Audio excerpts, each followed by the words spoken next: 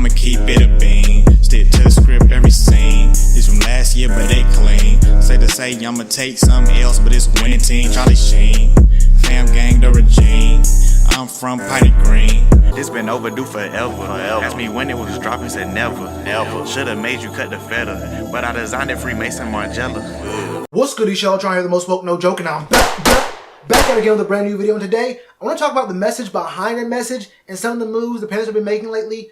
I don't want to call it like a subliminal message because that sounds kind of, conspiracy theory-esque. It ain't all that deep, but when there are moves being made by the Panthers, and even in the moves that they don't necessarily make, the moves that they're going toward or that you can see them moving toward, there's messages behind those moves, and there are things that fans can definitely interpret from the things the team is doing. If you notice something's been going on since, kind of even early on in free agency, the Panthers have been pretty focused on making sure that one position group was always a big focus. Now, we can talk about the offensive line, but apart from that, the team has been very focused on finding a really good, elite, practice squad level tight end for the team. If you'll remember, the first of the kind of no-name guys that we signed was Rashad Ross out of the AAF. And then very quickly after that, we signed some O-linemen, a couple tight ends from the AAF as well. And then a few weeks later, we signed 2 more tight ends. Now, I'm sorry if I don't get these guys' names. I'm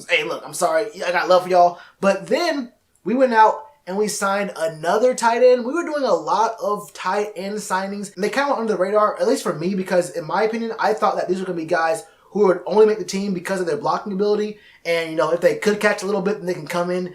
If Greg Olsen were to get hurt, the team's thinking, you know what? We have some guys who can, block and catch a little bit. So if a tackle goes down, if our backup tackle goes down, we can put a tight end in that spot. We can have a guy in there who can play 2 different roles, maybe even 3 if you count special teams.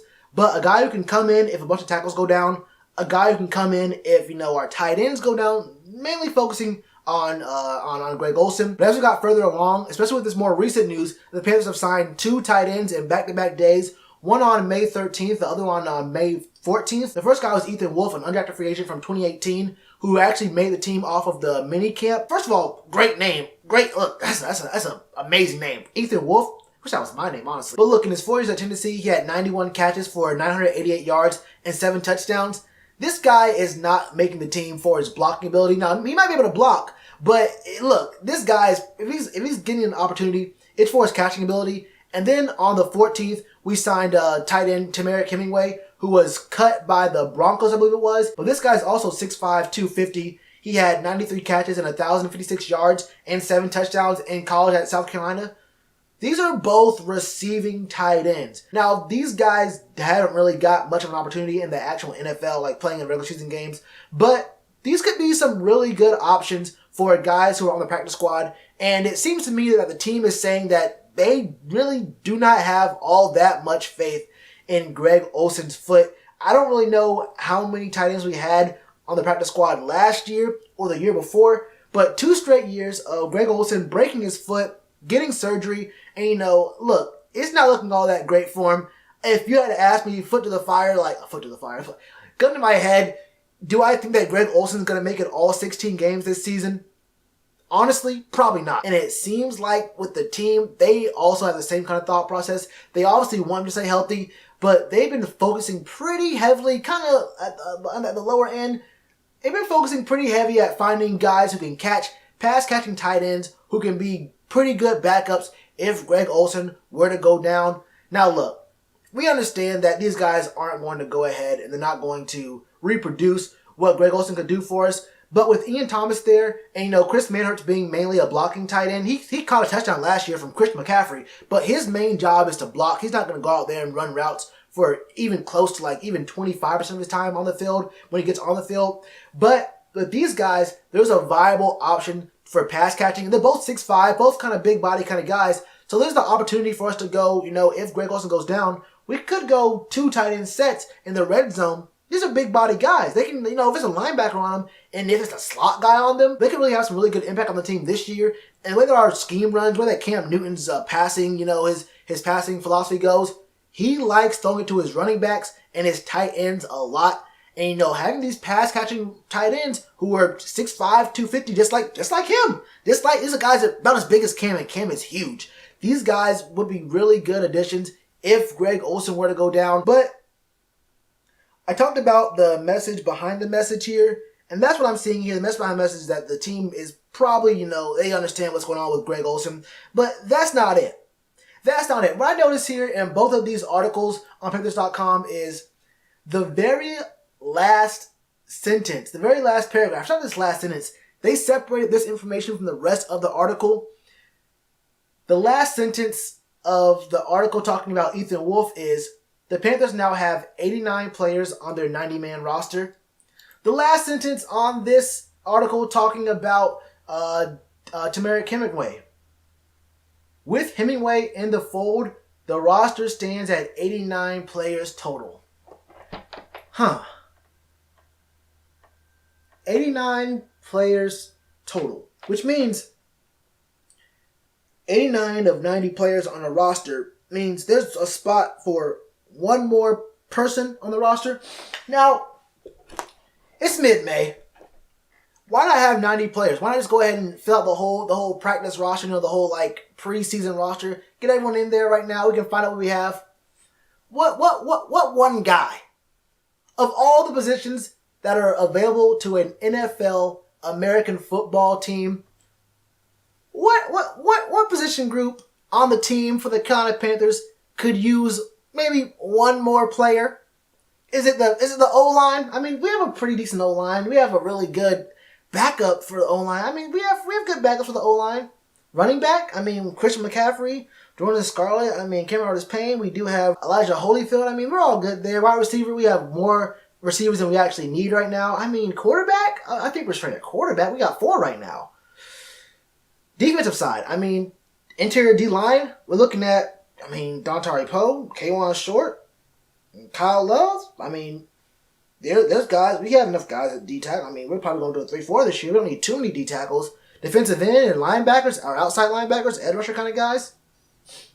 There's a lot of those. Interior linebackers, I mean, we're pretty straight there too. I'm trying to think. Is there a position group for the Carolina Panthers that could use someone to be that 90th man on the 90-man? I mean, there's one spot left. My answer, no. No, because look, when you're in my position as a top-notch, top-flight YouTube person, I have a high-ranking source that is very, very in tune to what's going on in the Panthers organization. Now, I can't talk about too much because I don't want to compromise, you know, the relationship I have with this person because, you know, I don't want to be the person. It's just breaking news or whatever. Don't forget all that. For you guys, I'll do it. I'll compromise my relationship with this guy because I want you guys to know what I know. There's no secret between us. Not a single secret between us. This guy, you may not even heard of him, but he told me, secretly, directly told me that he believes that some Panthers fans are forgetting about Rashawn Golden. Yeah, he told me that. You don't know this guy. You don't even try to guess the name. He told me. And now look, if you're watching this video, man, I'm sorry. I had to release that information, bro. I'm sorry I had to do it, but that's what he said. He said that Rashawn Golden could be the free safety the team needs. So, I mean, my thought would have been, maybe free safety is the 90th spot on the roster we can pick up. Maybe someone, is there someone in free agency? I don't even know if there's even a guy in free agency right now who could play free. I mean, if there was a guy, maybe even a guy who used to play for the Panthers, that would be dope. But I can't even, do you guys know anyone who is a free safety who could make the team right now? I mean, I don't know anybody off the top of my head, but I was told privately, this is information that has not been told. This is breaking news. Look, man, I don't care who this 90th person is because I heard from someone. We're overlooking this guy. We forgot about him. No, I haven't. He can compete for that free safety spot against undrafted free agents. A lot of you guys may have forgotten who our 3rd round pick in just last year's draft was. Not me. Not me. He's my guy. And I have it on really good authority. I won't say the man's name. I respect him too much.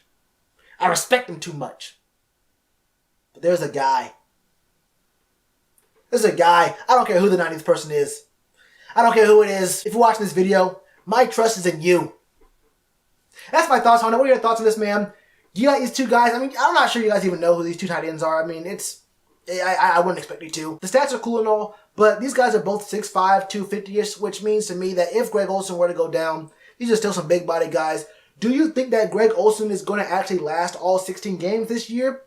Could happen. Who knows? I don't know your opinion on that. And what are your thoughts on who could possibly be that 90th player to crack the roster? Let me know your opinions in the comments below. And also, one last thing, if you want to support the channel, go down to that pinned comment below and go to that petition, man. It'll mean a lot to me if you sign the petition. It takes all of 10 seconds. It means a lot to me. And as always, you already know to do with that like button. Cheers to you, appreciate the chance. Been told y'all I been the man. Been told y'all I had the gift. Tell a friend to tell a friend. Real ones gonna recommend. Count this as another win.